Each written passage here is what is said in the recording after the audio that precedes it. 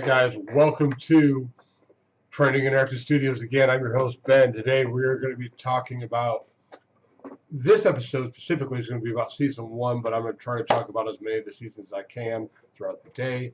But today, or at the moment, this episode is specifically me talking about Season 1, what I liked, what I really didn't like, what maybe keep watching the show after that, all that good stuff. So we're going to get right into it. We're not going to mess around. I don't want these videos to be 50 minutes long. I'm going to try to keep them relatively short. So we're just going to get right into it right now, guys. My thing, I was going to say the first thing, or the biggest thing that I didn't like about Season 1, and it's a really small thing, but it was a lot of Season 1, and actually a little bit of Season 2 did it as well, but Season 1 was really bad at it, where they had zombies at times almost sprinting.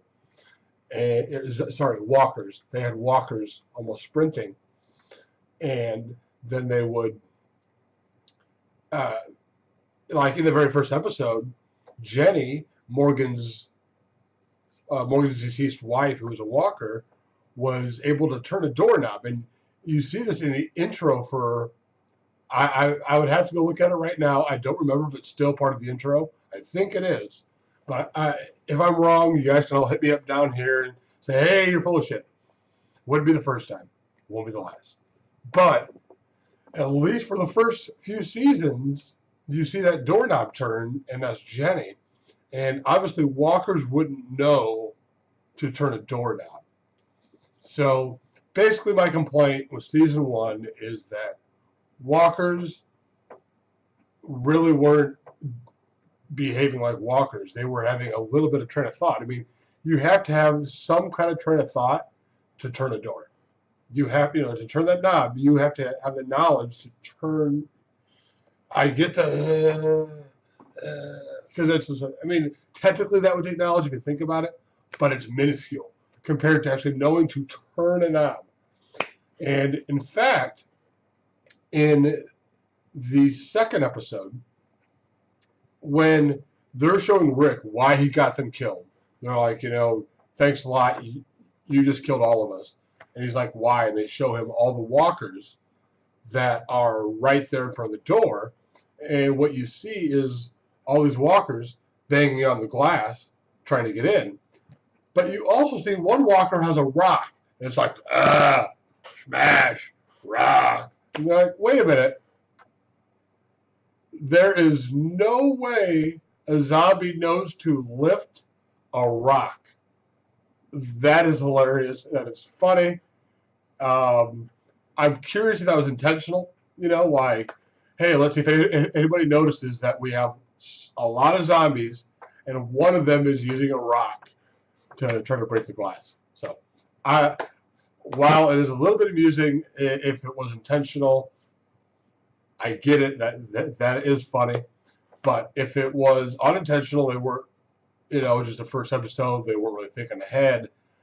That was not the best idea on their part.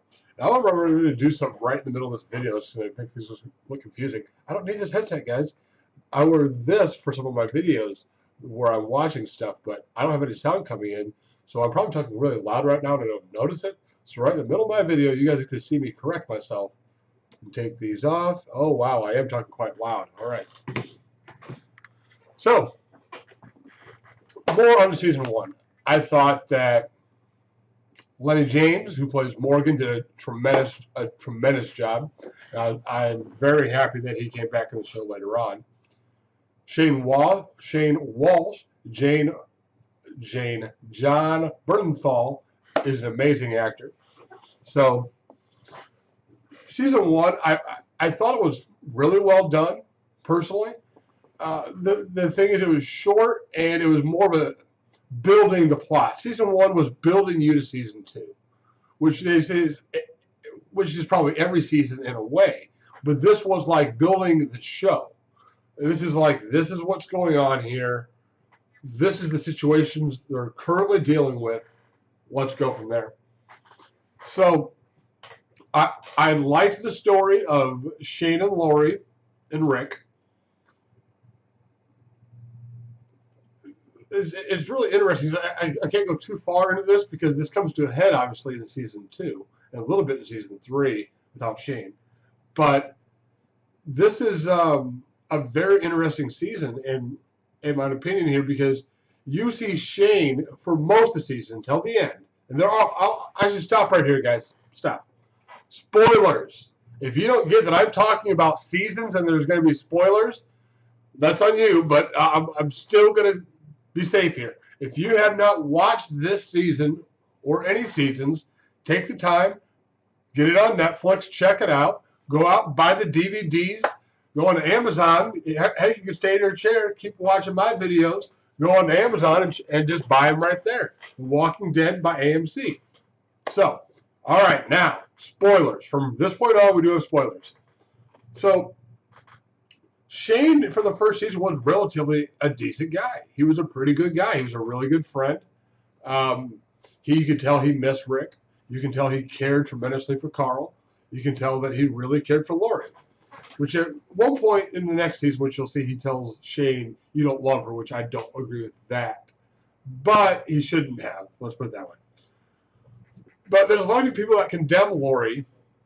And, by the way, they condemn Lori more than Shane on this, because they're like, Shane isn't married, Lori is. Right, but that's his best friend. You know, and what am I talking about? Well, they had sex, obviously. They slept together.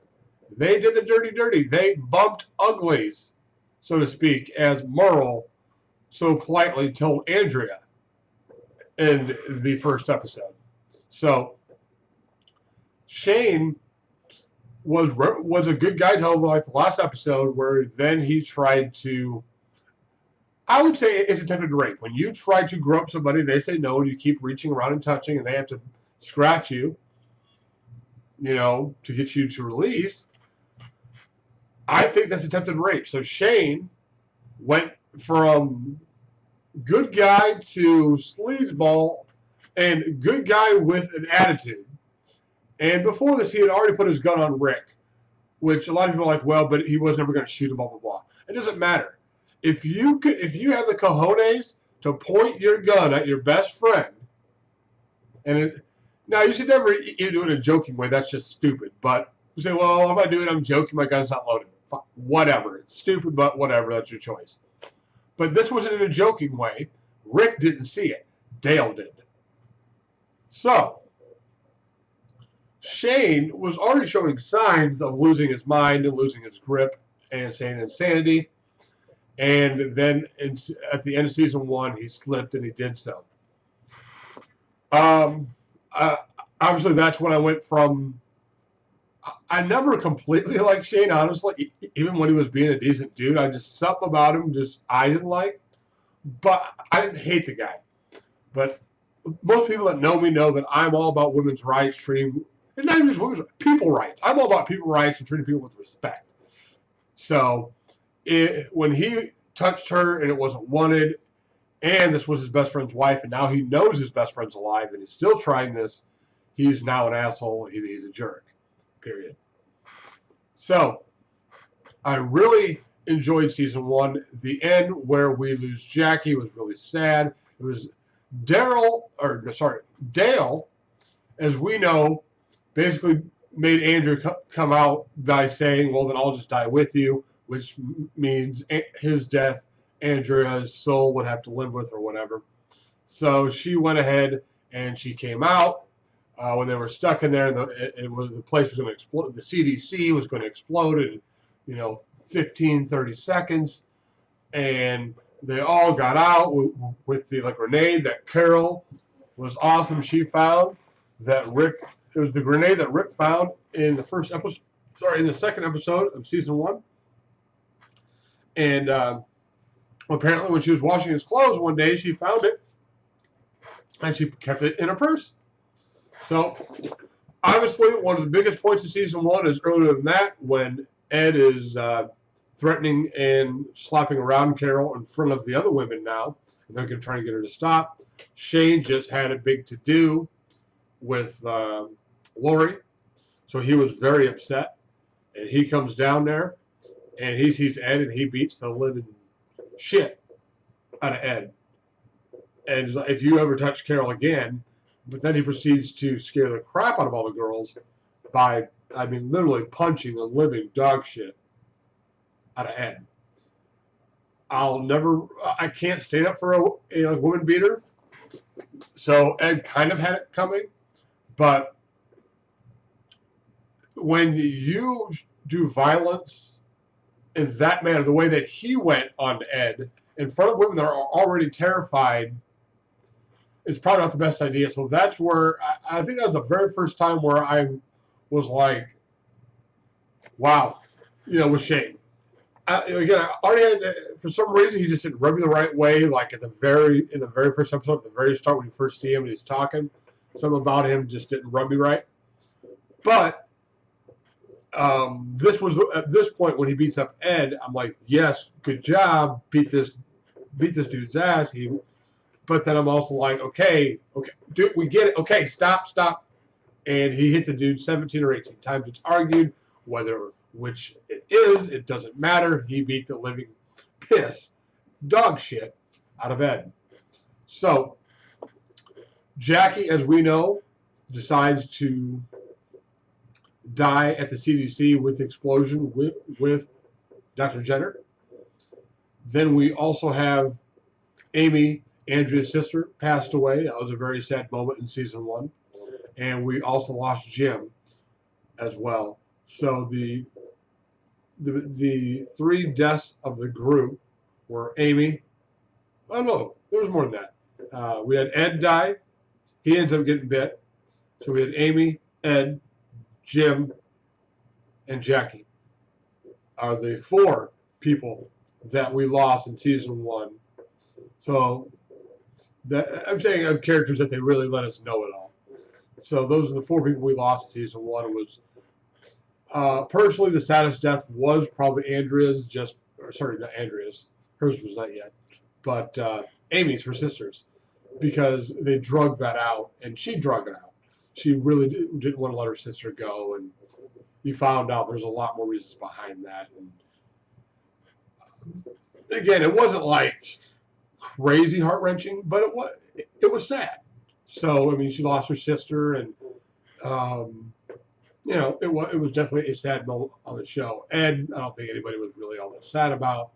Jim's was kind of sad, but it wasn't terribly sad. I mean, he got what he made his choice. He wanted to become a walker, and they gave him that choice. So, tied to a tree. It was still sad. I mean, he died. Don't get me wrong, but he made the choice in how he went out. So then we had Jackie die, like I said, at the CDC. She made her choice as well, just like Jim did, to die there. It's kind of hinted at that she may have been in a relationship with Jim. And so this was kind of her, well, I have nothing left now. I've officially lost everything. I'm done. So that would be that. And so season 1 ends with them escaping the CDC blow-up and driving off and going somewhere else, trying to make it to, I think at the time they decided to go to Fort Benning, I think was the decision. So that's where season 1 ended. Again, there's not much to say really about this season because it was so short. It was just more of a story building concept. But for it being short, I thought it was a good show. It was a good season. It wasn't tremendous by any means. By far, every season after that is better. Season 1 is the worst, but by worst, it's still a very good season. So you do need to watch it so you know what's going on in the rest of the show.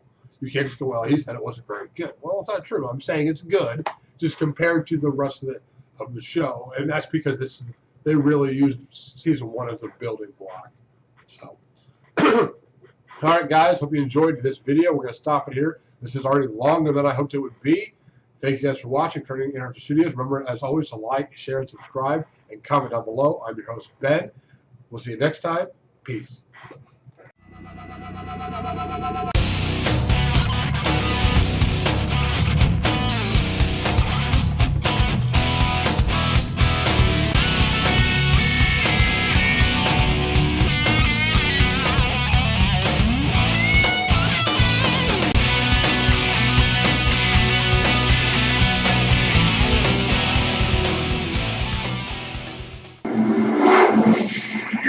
Now, subscribe.